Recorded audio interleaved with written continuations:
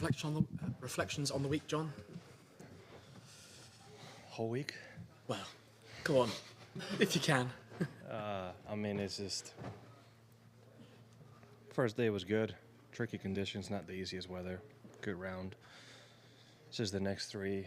Besides 3 holes that I played in the rain, I really couldn't ask for much easier conditions in links golf. So, no excuses. Just didn't play good enough. Say maybe Friday. I wish I would have made a few putts. It was probably the biggest difference, just making putts. And on the weekend, again, perfect conditions, just wasn't quite sharp enough in general, right? Mistakes off the tee that I was able to correct sometimes, but then in general, I just didn't have enough close birdie chances, right? I was always quite far away, and it's never easy to make them. Yeah, you came into the week, I think, quite optimistic of your chances, having played well out in Spain last week, and obviously the good form in recent weeks. Yeah. No, deflating, though, I'm sure you wanted to be right in the mix and have a chance this afternoon. You always want to be in the mix. Oh, I thought I heard cheers sound. Yeah, you always want to be in the mix, obviously. It's always, having been there when I'm playing my 17th hole and I see the final groups playing the first few, it's just, not demoralizing, but I guess deflating is the word. Like, you want to be in there, you want to be competing for major championships. Did a better job at that earlier on this year, major, especially like the PGA, but wasn't meant to be this week. I'm still quite happy with how I've been doing things. Swing does feel better no matter what the score has been showing, so just keep working on that. Curious for your insights on Scotty. When did you start taking him seriously as a world-class player over the last few years?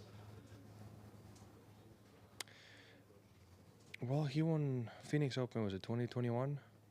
Won it the first time. I mean, he's always been really good. I think it was 20 or 21 when on his leg he had an incredible finish, and I think he finished fifth, like close to fifth in the FedEx Cup, and started showing really, really good stuff. In my case, I firsthand got a taste of how good he can be on the Ryder Cup, whistling on that Sunday. I didn't necessarily play bad and never really had a chance to win. So I think it was after that when a lot of his good play came, right after that 21st season, that year. So 22 on, obviously, when he won the Masters in 22, you have to acknowledge him as a phenomenal player. And even before that, he was already world class.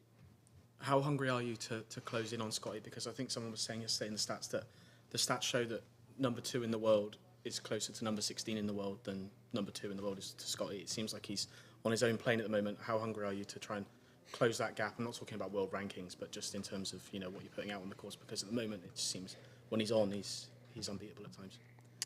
Yeah, I mean, very few players have been able to do what he's done. Right, he's won 3 majors in 3 years. Or 4 years, 22 in 3 years. Won 9 times last season, right? I mean, and he keeps going on.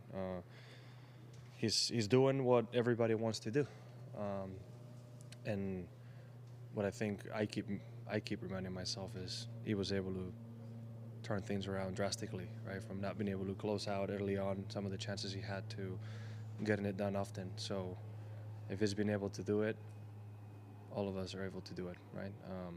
And I've definitely played really high, and I've had my battles against him head to head, and it's always been really fun. So I'm optimistic that I can get to that level as well. Obviously, it's not easy, but I'm optimistic that it can be done. You said last week in Spain that that you hadn't given up hope on the automatic Ryder Cup qualification. It was obviously all conditional on a very big performance this week, but comfortable with your standings in terms of getting a pick, and have you had any chats with Luke this week? Has he been around?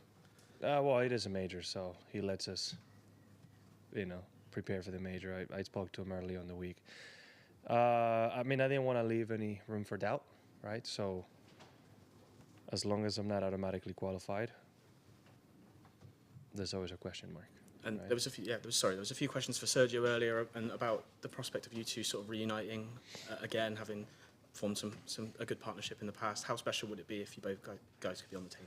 It'd be very special. I mean, I'd like to be on the team first myself, and then think about somebody else. But it would be quite unique. He would be a fantastic guy with his Ryder Cup experience.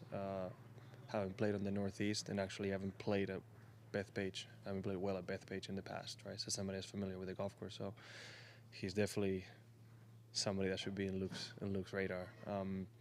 Played fantastic earlier on the year too. He was playing some extremely high quality golf. Maybe not so much the last 6 weeks or so, but playing with him last week in Valderrama, he was still striking it beautifully, which is all you need in many aspects of golf in the Ryder Cup, right? I mean, somebody that can, especially on a golf course that difficult, somebody that's hitting it well. But again, I like to think about myself first in that case, and then if I get the call that I'm in, then maybe I worry about somebody like Sergio.